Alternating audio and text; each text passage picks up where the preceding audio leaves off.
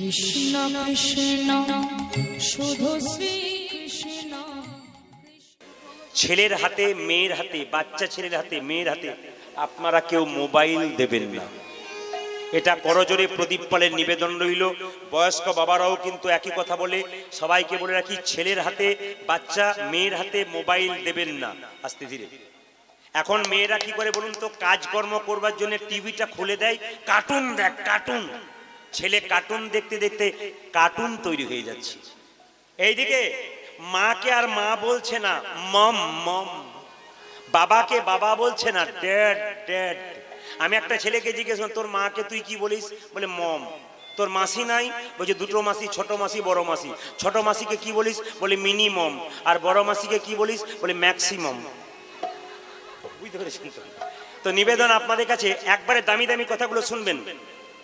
এখন বাচ্চার মা যদি মোবাইল নিয়ে সারা রাত্রি ঘাটাঘাটি করে, তার রক্তের সন্তান বাচ্চা কেন ঘাটবে না?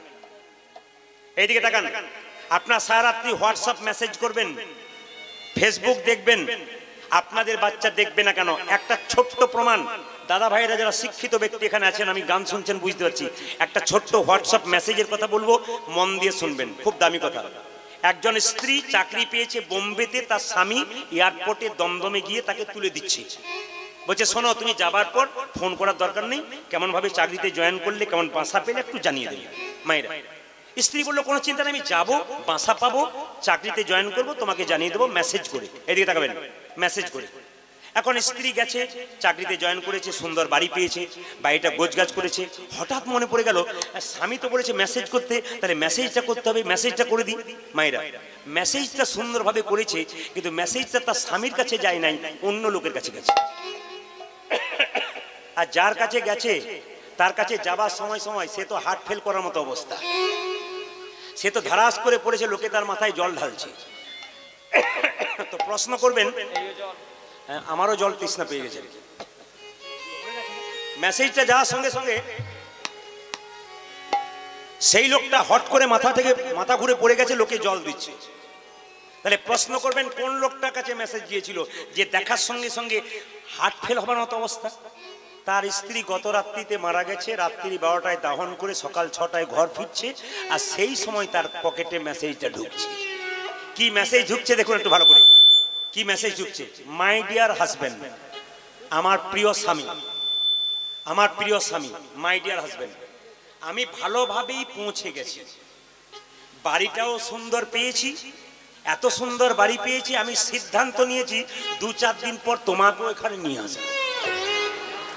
এবার বলুন কি অবস্থা হয়, আপনারা বিচার করুন। এই জন্য মেসেজ যে মাঝে মাঝে গন্ডগোল করে বাবা, তার প্রমাণ আপনারা দেখছেন তো। এই জন্য যদি বলুন রাধা রানী কি, শ্যাম সুন্দর কি, মদন মোহন কি, হরিবাসর কি। তুলসী পাতা মাথায় নিয়ে গোবিন্দের চরণে তুলসী পাতা দিলেন, সেই তুলসী পাতা মাথায় নিয়ে যদি গোবিন্দকে প্রণাম করেন, সেই তুলসী পাতার জল যদি মাথায় নিয়ে গোবিন্দকে প্রণাম করেন, ভক্তি করেন, উপপাপগুলো দূর হয়। উপপাপ কাকে বলে? যেমন আপনি রাস্তা দিয়ে পেরোচ্ছেন, পিঁপড়ের গায়ে পা দিয়েছেন, জানতেই পারলেন না, ছোট পিঁপড়ে মরে গেল, অজান্তে আপনার পাপ হবে। এমনও তো হয়, রাস্তা দিয়ে যাচ্ছেন, কাউকে একটা গাল দিয়ে ফেলেছেন, খারাপ গাল, আপনি কিছুই মনে করেন, পাপ কিন্তু আপনার হয়ে গেছে। যে উপপাপ দূর হয় যদি কেউ তুলসী পাতাটা গোবিন্দের চরণ থেকে মাথায় নিয়ে একবার পুজো করতে পারে, প্রণাম করতে পারে, হরিভক্তি বিলাস বই যদি পড়েন, তাহলে এগুলো পাওয়া যাবে। এইবার সবাই শুনুন মন দিয়ে একটা একটা করে। দেখবেন মানুষ যখন মারা যায়, তখন তার চোখে দেখবেন দুটো তুলসী পাতা দেয় না, জোরে বলুন। সে সারা জীবন যত পাপ করেছে, যত অন্যায় করেছে, মৃত্যুর সময় দুটো তুলসী পাতা দিলে অন্তত পাপটা কিছু খণ্ডন হয়ে গোবিন্দের চরণ প্রাপ্ত হবার চান্স থাকে। এই জন্য তুলসী পাতা দেখবেন চোখে দেওয়া। একটু আপনারা শুনবেন মাইনা, তুলসী পাতা যদি প্রত্যেক দিন কেউ গোবিন্দের চরণে দিয়ে 5টা করে খেতে পারে, 100 রকমের রোগ তার দূর হয়। তাহলে এই নয় আপনি স্নান না করে, চটি পরে, জুতো পরে তুলসী পাতা তুলে ছিঁড়ে খাবেন ছাগলের মতো, তা বললে হবে না। গোবিন্দের চরণে দিয়ে তারপর খাবেন। এইদিকে তুলসী পাতা কিন্তু সবাইকে দেওয়া যায় না। গুরুদেবকে তুলসী পাতা দেবেন, কিন্তু পায়ে দেবেন না, গুরুদেবের বক্ষে দেবেন। নিত্যানন্দ মহাপ্রভু, অদ্বৈত শ্রীবাস গদাধর সবার চরণে তুলসী পত্র দেওয়া যায় না। ব্রজেন্দ্র নন্দন যেই শচীসুত হলো, সেই বলরাম হইল নিতাই। আপনি বলরামের চরণে দেবেন, নিতাইয়ের চরণে, মহাপ্রভুর চরণে দেবেন, কিন্তু অদ্বৈত মহাবিষ্ণুর অবতার তাকে দেবেন, শ্রীবাসকে দেবেন না, তিনি ভক্তি তত্ত্ব নারদ, গদাধরকে দেবেন না, তিনি রাধা তত্ত্ব তার হাতে দেবেন। রাধাকৃষ্ণ যুগলে থাকলে মায়েরা অন্তত রাধার হাতে তুলসী পত্র দেবেন আর কৃষ্ণের পায়ে দেবেন। গুরুদেবের কোনোদিন পায়ে তুলসী পাতা দেবেন না, গুরুদেবের পক্ষে রাখবেন। তবে বলি, কৃষ্ণের ছবি ওপরে রাখবেন, তারপর দেবদেবী, তার নিচে কিন্তু গুরুদেব, এটা মাথায় রাখবেন। তবে একটা কথা বলি, সবার ঘরে কিন্তু কেউ কোনোদিন কৃষ্ণের মন্দির করবেন না, সবার ঘরে কেউ ভগবানের মন্দির করবেন না, যে বাড়িতে আপনি শুয়ে থাকেন। তাহলে প্রশ্ন করবেন, প্রদীপ বাবু আমার তো একটাই বাড়ি, তাহলে কি মন্দির করতে পারবো না? হ্যাঁ করবেন, নিয়ম আছে। কি নিয়ম আছে? আপনি কাঠের একটা সিংহাসন করেছেন, মন্দির রেখেছেন, যেখানে শুয়ে থাকেন সেই বাড়িতে, কিংবা তাকে রেখেছেন আপনি, তাকে সুন্দর করে একটা কাজ করবেন, যখন আপনারা শোবেন না তার আগে একটু পর্দা দিয়ে দিবেন। শাস্ত্র পরিষ্কার করে কথাগুলো বলেছে, এগুলো মানতে পারলে জীবন লাভ আছে, এই জন্য কীর্তন শুনতে আসতে পারা যায়। তো মুকুন্দ সাহা, লক্ষ্য করুন, মুকুন্দ সরকার ছোট্ট ছেলে দুঃখী, হৃদয় চৈতন্যকে বলে আমি দীক্ষা দিতে চাই। দাঁড়া, দীক্ষা নিতে গেলে তোকে পরীক্ষা দিতে হবে। কি পরীক্ষা? দেখতে পাচ্ছিস আমার বাড়িতে কতগুলো তুলসী গাছ আছে? প্রচুর গাছ। বলে তুলসীর বাগান যেখানে, সেই জায়গাটা বৃন্দাবন। তুলসী গাছে তুই প্রত্যেকদিন এটাকে একটা মাটির কলসি দিলাম, জল এনে প্রত্যেকদিন জল ঢালবি, দেখবি যেদিন তোর জল ঢালা পরিপূর্ণ হয়ে যাবে সেই দিন তোর কিন্তু আমি কি করবো জানিস? তোকে আমি দীক্ষা দিয়ে দেবো। প্রত্যেক দিন ছোট্ট দুঃখী জল আনতে আনতে মাথার মধ্যে ঘষা লেগে লেগে ঘা হয়ে গেল দগদগে। ভালো করে শুনবেন, 5 বছরের ছেলে প্রতিদিন জল আনে। যারা মেয়েরা জল আনতে যায় তারা বলে কোথায় জল নিয়ে যাচ্ছিস? বলে হৃদয় চৈতন্যের কাছে। ও তো লোকে, ও তোর মতো কতজনকে গরুর মতো খাটিয়েছে, মন্ত্রই দেয় নাই, তোকে ওইরকম করবে, বাড়ি চলে যা। তখন সঙ্গে সঙ্গে ছোট্ট দুঃখী বলেছে, আমার গুরুদেব হলো নারকেলের মতো, ভেতরটাতে শ্বাস জল আছে, বাইরে শক্ত আছে। মায়েরা ছেলেকে সাবধান করেন না, শাসন করেন না? আচ্ছা বলবেন তো, ছেলেকে যখন শীতকালে নিয়ে সাবান মাখান, রোগ রে রোগ রে, তখন ছেলে কি ভাবে? মা আমাকে খুব কষ্ট দিচ্ছে, মায়ের উপর খুব রাগ হয়। কিন্তু তারপরে মা কি করে? ছেলেকে সুন্দর করে সাজিয়ে কাজল দিয়ে নিজে না খেয়ে খাইয়ে দেয়। তখন বুঝতে পারে মা আমায় কতখানি ভালো।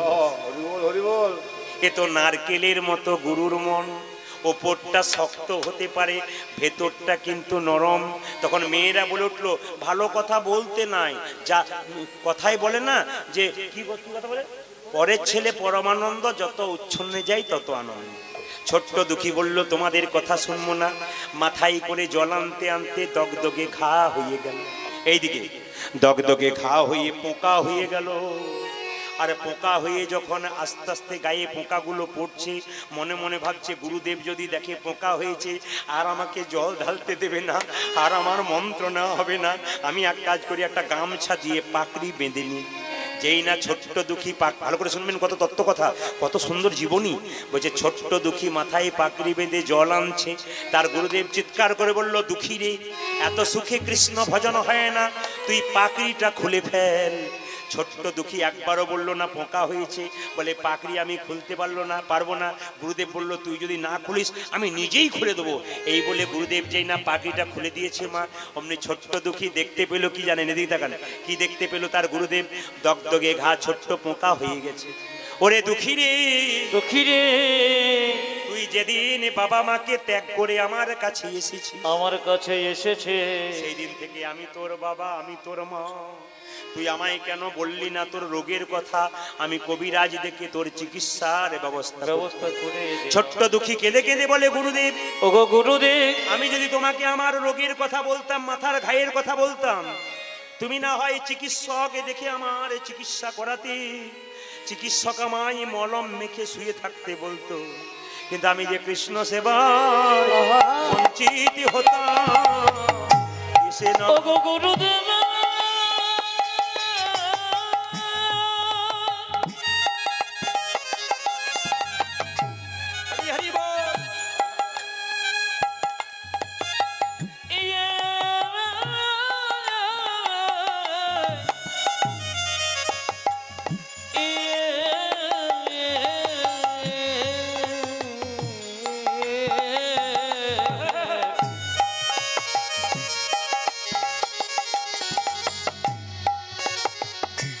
কৃষ্ণ সেবায় বঞ্চিত হতাম। জল নিতে না পারিলি, কৃষ্ণ সেবা সেবায় বঞ্চিত হতাম। জল আনিতে না পারিলে কৃষ্ণ সেবায় বঞ্চিত হতাম। জল নিতে না পারিলে কৃষ্ণ সেবায় বঞ্চিত হতাম। জল নিতে না পারিলে কৃষ্ণ সেবায় বঞ্চিত হতাম। কৃষ্ণ সেবায় বঞ্চিত হতাম। একটা ছোট্ট ছেলেটার নাম রাখলো পাড়ার লোকেরা, দুঃখের সংসারে জন্ম নিল দুঃখী। তার বাবা তাকে শিক্ষা দিল, দুঃখী রে, কৃষ্ণ ভক্ত হয় মানুষের জীবনে আসল উদ্দেশ্য। বলো বাবা, কৃষ্ণ ভক্ত হতে গেলে কি করতে হবে? মহাপ্রভুর ভক্তদের সঙ্গে যোগাযোগ করতে হবে। তুই মহাপ্রভুর ভক্তকে যোগাযোগ কর। মায়েরা, একদিন দুঃখীর বাবা মা শুয়ে আছে, কৃষ্ণমণ্ডল দুরিকা মাঝে ছুঁয়েছিল কে? ছোট্ট দুঃখী রাত্রিবেলায় ঘুম থেকে উঠে দূর থেকে প্রণাম করছে আর বলছে, বাবা মা এবার আমায় বিদায় দাও, আমি কৃষ্ণ ভক্ত হব বলে মহাপ্রভুর ভক্তের কাছে যাব। আমি চলে যাই, আমি চলে যাব, আমি চলে চলে যাব, দাও গো বিদায়। আমি চলে যাব, আমি চলে যাব, দাও গো বিদায়। আপনাদের ছেলে কৃষ্ণ ভক্ত হোক, আপনার উলুধ্বনি দেবেন, দুঃখী যাচ্ছে ঘর থেকে বেরিয়ে রাত্রিবেলায়, আমি চলে যাই, আমি চলে যাই, দাও গো বিদায়। আমি চলে যাই, আমি চলে যাই, দাও গো বিদায়। বিদায় জননী, হৃদয় জননে, বিদায় জন্মভূমি, হৃদয় জলে মোহমে, বিদায় জননী, হৃদয় জননে, বিদায় জন্মভূমি, ভূমি। যখন ঘর থেকে বেরিয়ে গেল, মাথায় রাখবেন বয়সটা তার 5 বছর। একজন হাত তুলে বলুন তো, ছেলেটার কি নাম রাখা হলো? জোরে বলুন, একটু জোরে বলুন। সুখী, অদুখী। আচ্ছা মায়েরা, 5 বছর বয়সে ঘর থেকে বেরিয়ে গেল, যখন নবদ্বীপের পথ দিয়ে যাচ্ছে, জিজ্ঞেস করছে, ও কাকু, এই যে ও কাকু, ও কাকু, এই যে মাসি, ও দাদু, নবদ্বীপ কোন দিকে? একজন বলল, ভিক্ষা নিবি, ভিক্ষা নেই। আবার নবদ্বীপ নবদ্বীপ করছিস কেন? ছেলে বলল, ঠিকই বলেছ, আমাকে ভিখারি বলছো? আমি টাকা পয়সার ভিখারি নই, আমি প্রেমেরও ভিখারি, করি প্রেম ভিক্ষা করি, করি যাব গো নদিয়ায়, যাব গো নদিয়ায়। উলুধ্বনি। আমি প্রেমের অধিকারী, প্রেম ভিক্ষা করি, যাব গো নদিয়ায়, যাব গো নদিয়ায়। প্রেমেরও ভিখারি, প্রেম ভিক্ষা করি, যাব গো নদিয়ায়, যাব গো নদিয়ায়। আরে প্রেম ভিক্ষা করি, যাব গো নদিয়ায়, যাব গো নদিয়ায়। হরি হরি বলে দুটি বাহু তুলি, হরি হরি বলে দুটি বাহু তুলে হরি হরি বলে দুটি বাহু তুলি, আর হরি হরি বলে দুটি বাহু তোলে, যাব গো নদিয়ায়, যাব গো নদিয়ায়। উলুধ্বনি।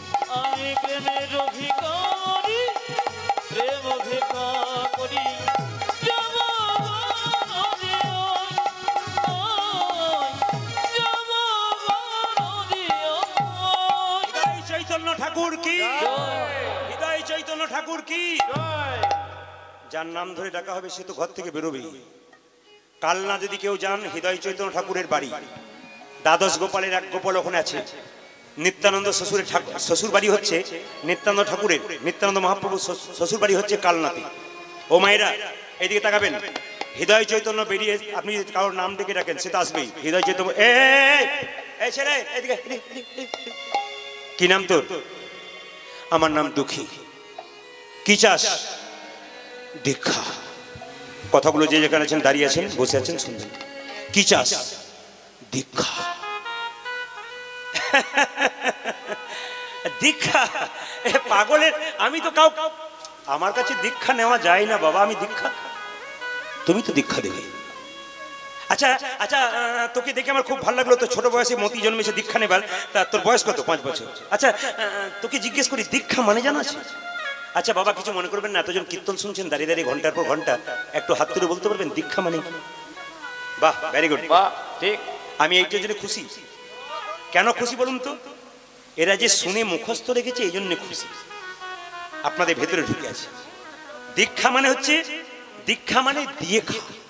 যারা দীক্ষা নিয়েছেন তারা মাছ মাংস ডিম যা খাচ্ছেন দুপুর বেলায় অন্তত স্নান করে পবিত্রভাবে গোবিন্দের চরণে দুটো তুলসী পাতা একটু বাতাসা দিয়ে তারপর খান, তার নাম দীক্ষা।